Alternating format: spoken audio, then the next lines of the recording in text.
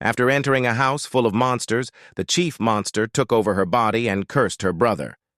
But as events unfolded, she began to give him her body. And here, when he said to her, "As you already know, I didn't have a mother, so there's something I've always wanted to try.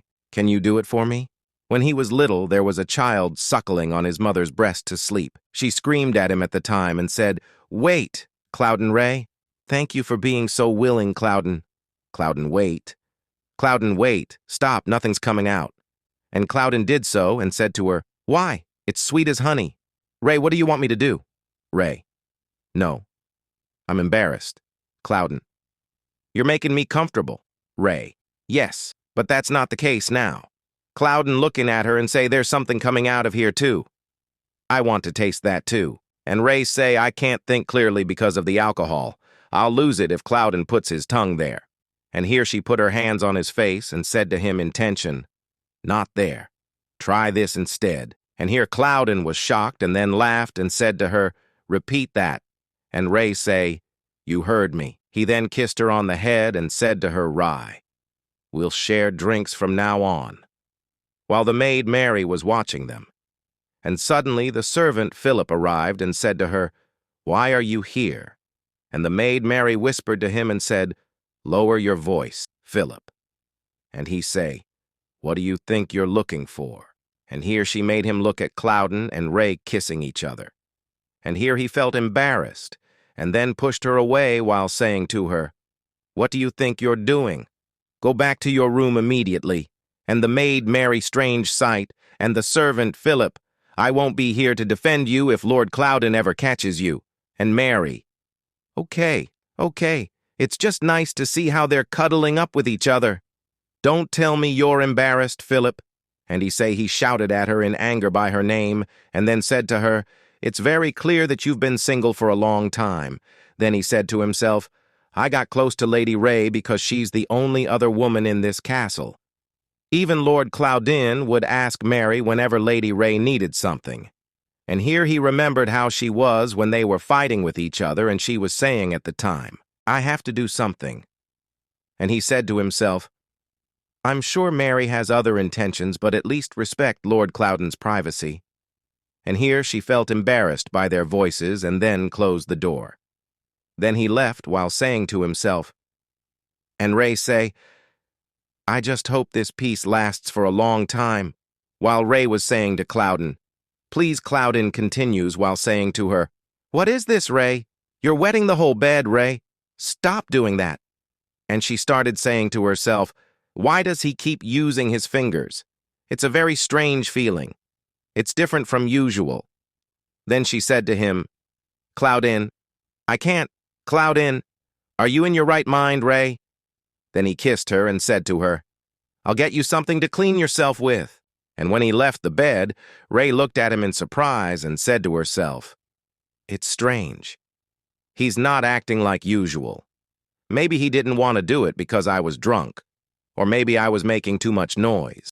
Clouden noticed that she was deep in thought and said to her, "Ray, is there anything wrong?" Ray looked at him and thought to herself, "Maybe I'm overthinking it." Then she said to him, "Clouden, can I ask you something?" Clouden replied, "Yes." Ray asked, "Why didn't you finish?" Clouden was taken aback by her question and fell silent. Then he said, "Why? Do you want more?" And Ray say, "No, that's not what I meant." Clouden, wiping her face and saying, "Maybe next time. I don't want you to overexert yourself today."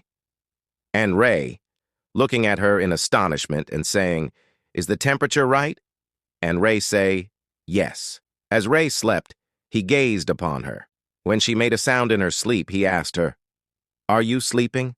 And here she didn't make any sound and looked at her chest. And here his desire moved, and he hugged her while calling her name. And he stood above her and began calling her name. And here he remembered when she kissed him and said to him, "Clouden, I love you. I love you so much, narrator." And here he looked at her and said, "Oh, poor thing." And he felt ashamed and said to himself, "What if I didn't even try to hide the fact that I'm cursed? Then Ray would have to deal with this madness every day, and Knowing Ray, she'll never be able to look away. Narrator. And here he remembered her face as he said, "You'll come to me and whisper sweet words in my ear, and one day I'll finally do it." And here he was, sitting next to her in sadness. And he said to himself, "To devour you completely, Ray," sleeping. "Claudine, this isn't enough." Claudine, shocked and sweating profusely, "Is this not enough?"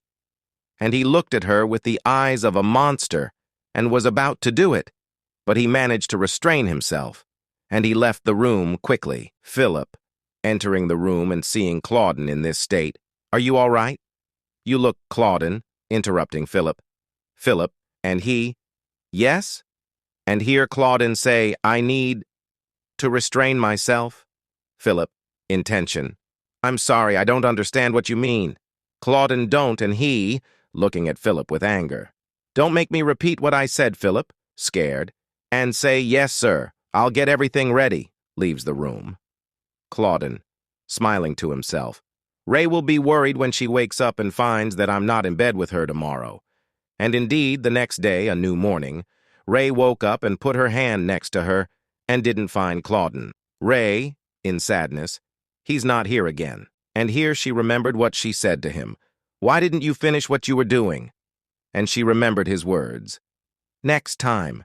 And here she said to herself, "Claudine is acting strange. Even his sudden change of attitude seems strange." Mary, arriving with food.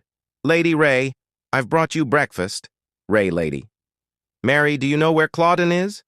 Mary, "Mr. Claudine, he has a lot to do today, so he won't be able to come." Mary, in tension, "Did something happen to Mr. Claudine?" Ray, stirring her soup. "Claudine has been acting strange lately, and he seemed to be hiding something yesterday, but I don't know what. I just want to have a conversation with him.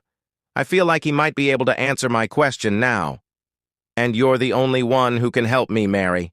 Mary say, "I don't know the full details, but this might not be a good situation for you. But if you're determined, Mr. Claudine is at the end of the corridor on the second floor. But you must promise me that you will turn around and run if you feel anything strange. And make sure to finish your meal. I'll come back later to check." Ray, smiling, "Thank you, Lady Mary." And when Mary left and Ray put the food on the table, she noticed a message. She looked at it and said, "What is this?" And she was shocked when she saw a picture of a bird and said, "This is it. School birds are the symbol of the Lisbon family. Not many people in this world know about this symbol. Me, my mother, my cousins, and..." And here she remembered her brother leaving the palace and opened the letter and knew it was from her brother Hayes. And here Ray, on her way to Claudine, remembered what Hayes had written to her. "If you see this, I consider my plan a success. I thought I could deceive them and avoid them, but it was more complicated than expected. I hope you understand my circumstances. This is my only option. I've been in a tough spot, Ray, and I'm glad you learned to read. I'll be brief. Get out of there, Ray. I've always been there for you, Ray. I've tried to get close to you many times, but it seems you never understood. Remember my words, Ray. Get out of there."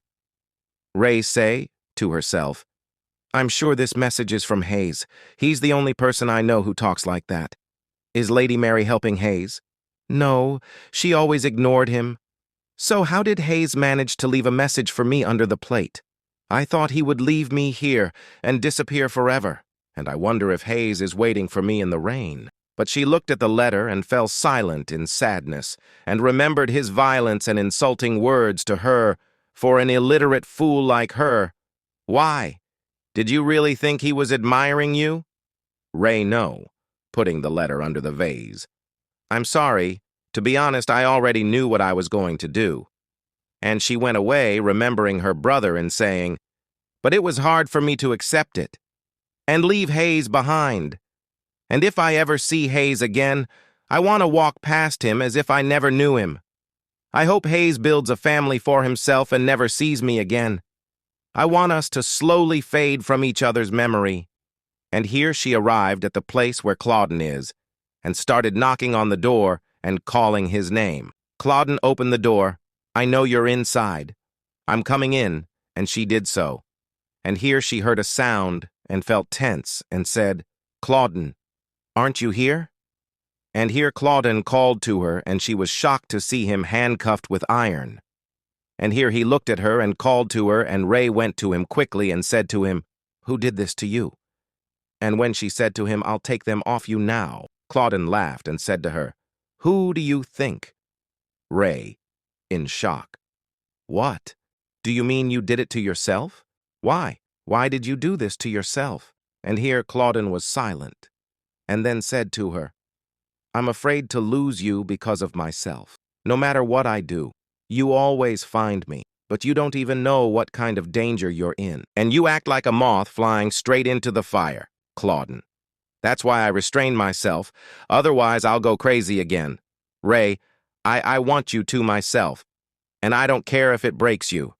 Ray, Claudine, I love you. That's why I want to hear from you, Claudine. I want to know the truth. So please, Claudine, tell me everything. I love you, I mean it." Claudine, to himself, "This is useless." And here the scene changes to the servant Philip, who was standing outside the castle in the rain. He was thinking silently, and remembered Claudine's words to him. "I need to restrain myself, Philip." To himself, "I wonder if that's a bad thing. What if Mr. Claudine hurts Lady Ray in any way?" Clenching his fists in anger. "I've been away from the castle for too long. If I could go back in time, would I be able to change Mr. Claudine? No, I wouldn't be different. I will repeat the same mistakes. The only person who can change Mr. Claudine now is Ray." And here we go back to Claudine, who says to Ray, "Come closer."